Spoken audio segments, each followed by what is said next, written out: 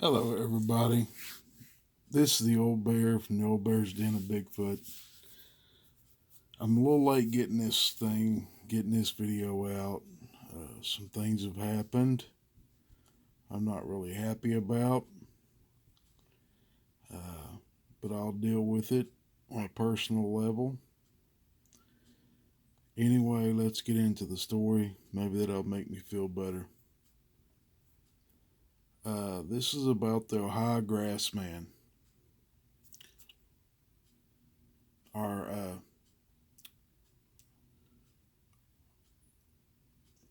the, this Bigfoot is just aggressive. Period. Um, I'm tired of people. Let me just say this before we do the video, guys. I'm tired of people that think Bigfoot is a kind, cuddly creature, or it's an ape. It is a creature. It's an abomination. It will kill you. Yeah, it'll let you bring out little trinkets and little things for it to eat, fruit and stuff. As long as you're bringing that stuff, it's nice to you because it's getting free food. The first time you stop, you're going to tick them off. Then you become part of the menu again. So, people, get it right the first time. Don't give anything to these creatures. Don't cut them any slack. I'm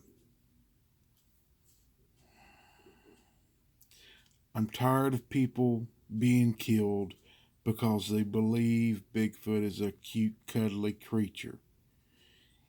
It's anywhere from 6 to the biggest one I've heard has been in Alaska, 14 to 15 feet tall. I'm sorry, that's not a cute, cuddly little creature that you can walk up to and throw your arms around. Wake up. Get your head out of your rear end, people. They don't care about you. They could care less as long as you're feeding them. They're happy. When you stop feeding them, you're on the menu. In fact, you are 9 times more likely to die by a hungry Bigfoot than you are to die jumping out of an airplane. A perfectly good airplane, but yet you want to just skydive out of it. I know it's a thrill-seeking thing. If you want to thrill-seek, go out and find a Bigfoot in the woods and see if you can put your arms around him. We won't see you again. You won't come back. That'll be the first time and only time you see a Bigfoot. They're not cute, cuddly creatures. They'll kill you and eat you just as fast as they'll kill a deer and eat it. Enough of my rant. All right. Now this is about the Ohio Grassman. What happens is this man and woman own a home in Ohio, and it's a secluded hollow that used to be used for making illegal alcohol. We all know it as moonshine. And I'm sure some of you have drank it. I luckily have never drank it. Don't plan on it because I don't drink. But anyway, this couple live in a house at the end of this holler.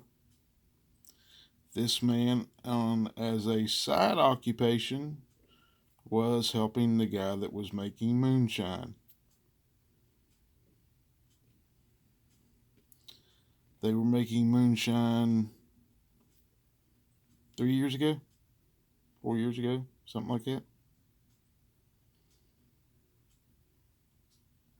And they ended up quitting because,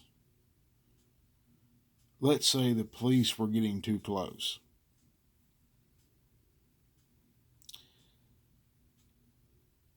So after being on a hiatus for 3 or 4 years, their money got low.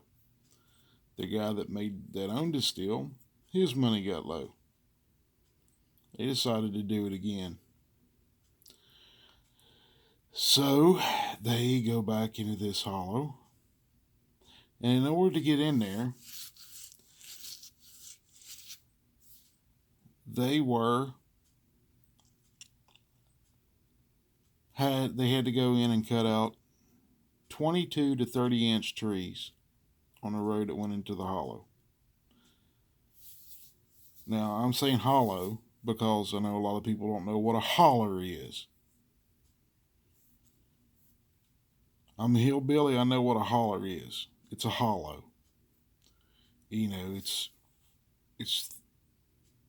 the area between two mountain ridges.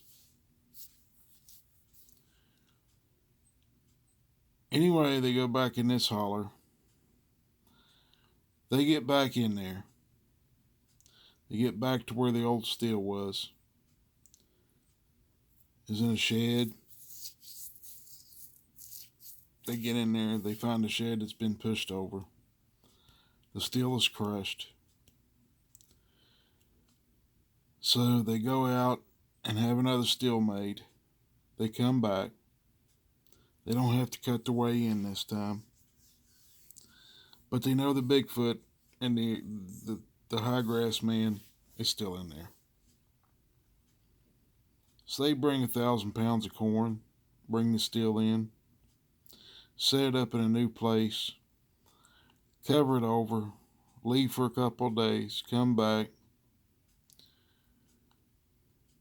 and some of the corn is gone. Now, when I say some, about 900 pounds of corn is gone. So they decide, they get some people that used to work with the guy that was the moonshiner. They get them together. They go back in there and they set up security to watch over the steel and watch over the corn. And they start bringing corn in, 50, 100 pounds at a time, telling everybody they're feeding deer and turkey. And, anybody that asked. Last day was a game warden, and they were just feeding, chickens at home.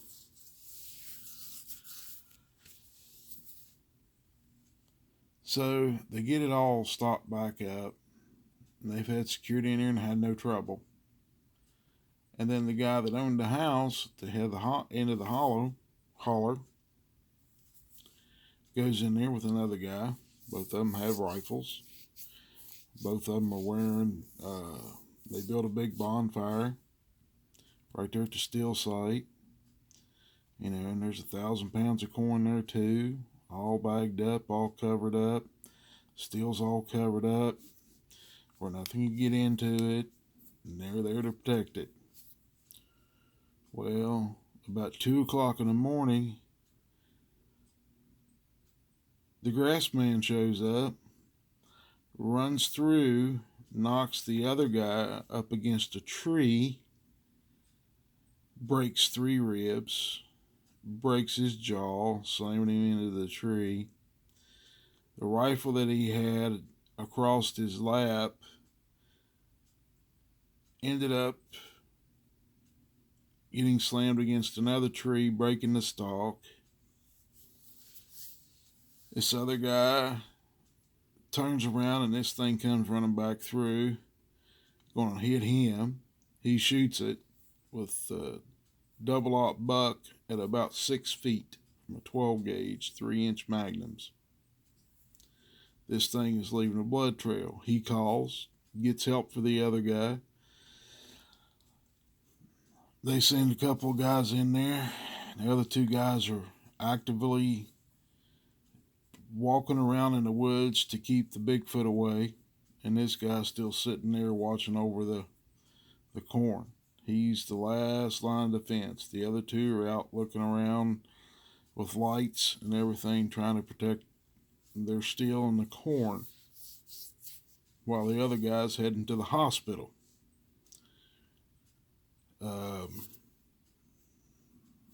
They tell the people at the hospital that he fell while trying to install a tree stand.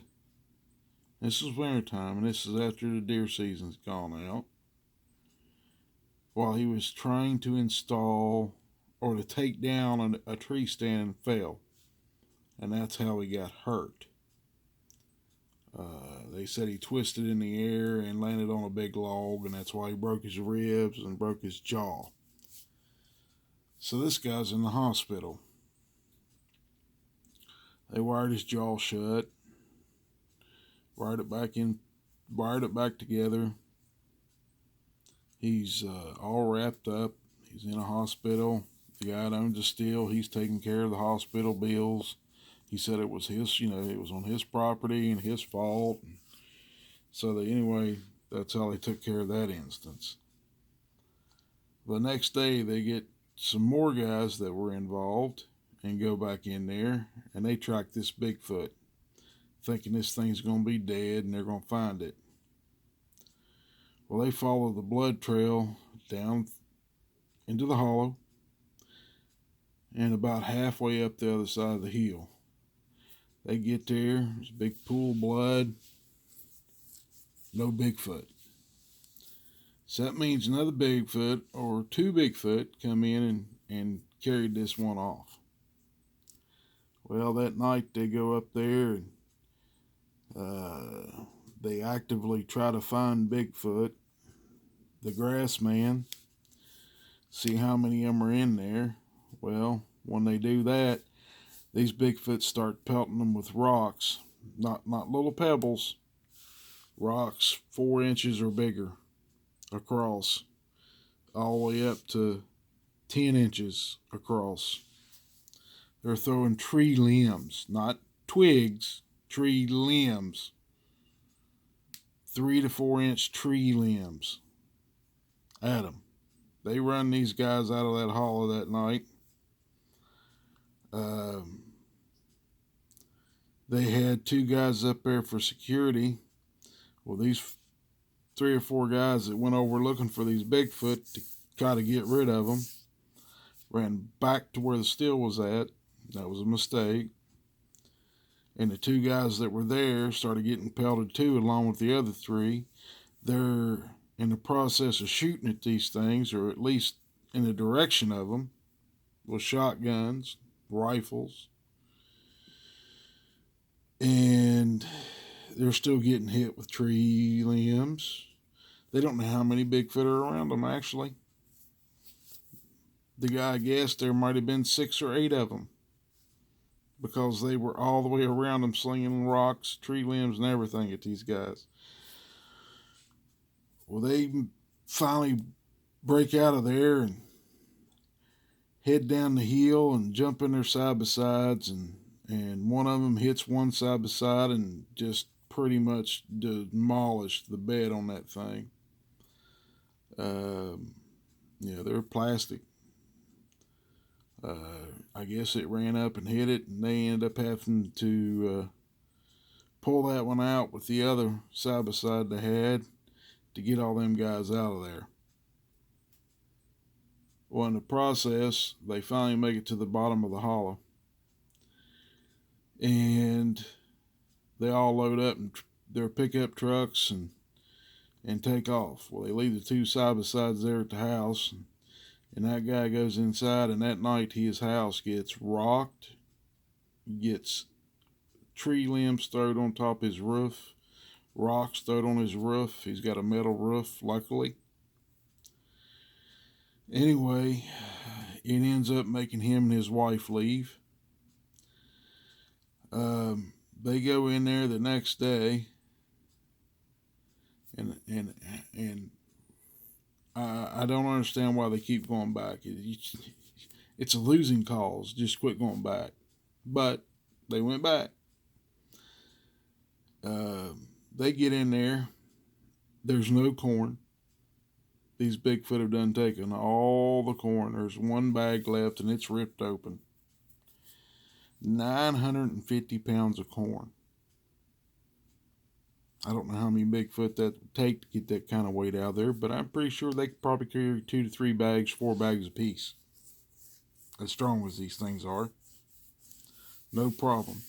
The steel, meanwhile, even though it was wrapped up in about 3 tarps, they took this thing and made an accordion out of it.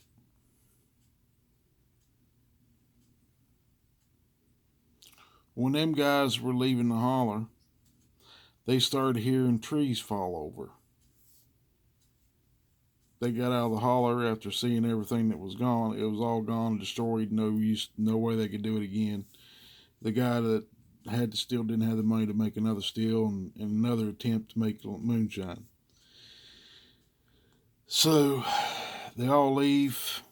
That guy and his wife stayed at a motel for 2 or 3 days. He goes back. The side-by-sides the tires on them are all blown out. Don't know if the Bigfoot come down there at night and squashed the tires or what, but he told me all the tires were blown out on the side-by-sides. The top of his house looked like it had 3 foot of tree limbs and rocks on it. He goes up there, cleans it off, leaves, comes back the next day, and it looks almost the same way as it did the day before. Well, they can't stay at the house. They had to buy another house. He owned 3 or 4 acres right there at the mouth of that holler, and the moonshiner actually owned quite a bit of the property up in the hollow. And the road going in there, he said it looked like a timbering company just went in there and cut all the biggest trees they could find. Except these weren't cut. They were pushed up out of the ground. The roots of the trees were on the bank, or on the low side, towards the little creek that was coming through the hollow. All the big trees were pushed over. 22 to 30 inch, 36 inch trees were pushed over the road as far as he could see. He walked up the creek, he said a couple 100 yards just to see, and he said he could see trees all the way up through there. There's no getting that road back open unless you got a timber company in there to cut it out. Or a very big bulldozer. A D9 dozer. To shove all that stuff out there, and it'd take it forever to do it. So, ladies and gentlemen, that's your story for this time. I got another one I'm going to give to you. And anybody in the military could probably tell you about what might be the next story. But it comes out of a well-known base for the Marines. So, ladies and gentlemen, I hope you enjoy it. And sorry for being upset today, but I apologize, and I hope each and every one of you enjoyed the video. And I will give you another one probably about Thursday. And I hope each and every one of you have a blessed day. And I hope each and every one of you, this gives you a little bit of to lighten your life up. And I thank you for subscribing to the channel. Thank you for coming and watching. Whether you subscribed or not, I still thank you for it. Y'all have a blessed night. Bye-bye.